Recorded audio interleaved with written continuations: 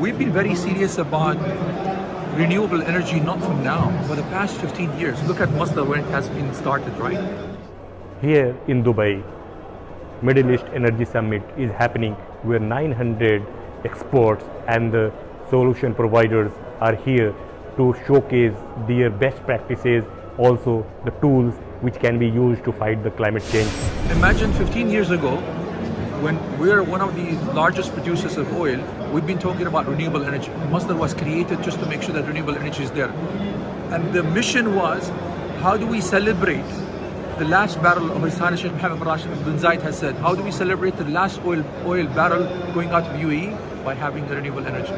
So we've been, as a Masdar, has been investing heavily across the globe in what you call improving technologies of renewable on those startup companies with new ideas they have. And how do we accelerate the development of renewable energy? Not only just from solar, not only from windmill, but all the other things coming up. Now the hydrogen is a new thing.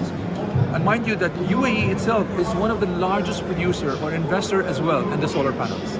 So it's just amazingly that we are very pivotal sitting over here because we should be developing this from the climate change perspective. So we're leading that. We discussed various experts from the policymakers to the manufacturers.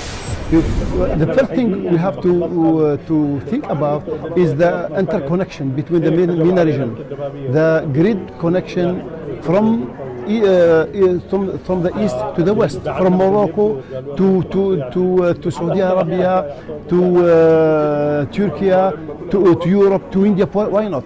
Because anything will start with discussion, and then meet your concern and work for that. So earlier also we had lots of discussion. Many COP happened, like even the 27 also there were so many commitments. Yeah. What you have the next one I think it should be here. Yeah, it is here. I think we have to go straight toward our goal because, in my opinion, the COP27 didn't get good results because especially for concerning the third world countries who are suffering from the disaster of the fossil fuel. How to say? Climate change. Climate change. They are the most concerned about the changes, but unfortunately, until now, we are just speaking, but we cannot see something on the ground until now. And I hope the next one, in the UAE meeting, they have to make the point, to make it clear. The industrialized countries, they have to manage to find a way to help these countries. For the next COP28 here, I think we have to make a definite points that we have to discuss and to solve. Not just speaking, but we have to find real solutions for this problem. There is a requirement for the localization.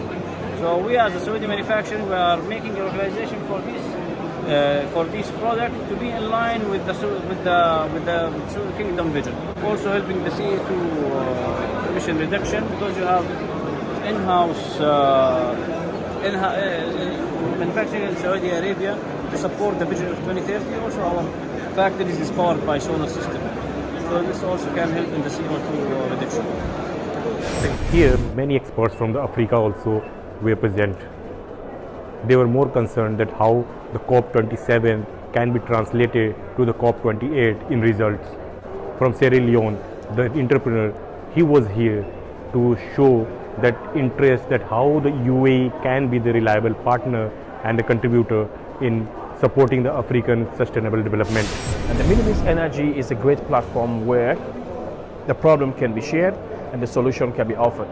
And this is the right platform also where technology and innovation can be also be represented far-fetched. So make sure African can also benefit from the revolution technology that's currently happening globally.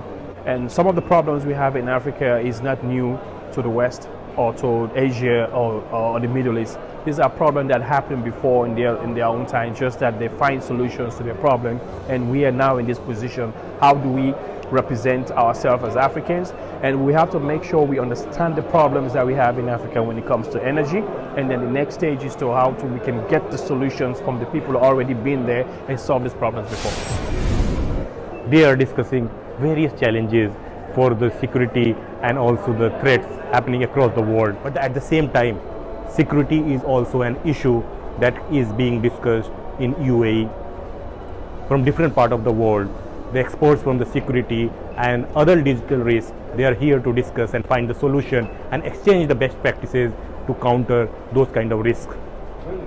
About an accidental fall that happened in Jebel Ali. The same place, I also try to understand the perspective of the commander of Dubai Police. The COVID-19, I think the infrastructure being built by the government that helped everyone, not only the police, even the transport sector, health sector. So we were really very comfortable to deal with our community at that period. And we as Dubai Police, I think you went to the command and control today. It's very impressive. We invest a lot and we push a lot, not only on the technology, but on our individuals and employee to have that level, how to use the maximum of the technology they have. In Dubai we have around 200 nationality living in Dubai and over 6.2 or 100 million, we have around 15 million visitors coming over to Dubai. So we came up with an idea that the smart police station that could be available for everybody. It doesn't matter the language, who is he, where is he living. It's easy access to reach the police. The other issue that we are pushing, to be honest, that using the drone and the drone box instead of implementing a lot of police patrol cars, a lot of individual.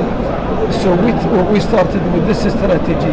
I think we have some of them around the city here, which gave us really a tremendous result by responding time to 1 minute 30 to 2 minutes. I have a dream that to have a number zero, that no one would like it in business or whatever, but we as a police force, we would like to see zero crime, we would like to see zero fatality, we would like to see zero accident. I mean, number zero is our target. Amid of all these high-end discussions in UAE related to energy and security, many things are being discussed. ChatGPT is one of them. I discussed with the experts here what he thinks about the ChatGPT and the effect on the society. Whole world is suffering through, one is the climate challenge, another is the security issue. So that is happening. It's not only about the policing or the crime things, also about in the digital world. And digital risk is the most important risk everybody is facing. And now we talk to the ChatGPT. It's a very new emerging things, and people are apprehensive about how the things are happening. So ChatGPT, what is existent is not a creative solution. The creative solution is usually out of the box. So out of the box is not anywhere now. So if you like to think out of the box, it can assist you, but it will not find the suitable solution for you. So that's why human being, by nature, is better than any new technology.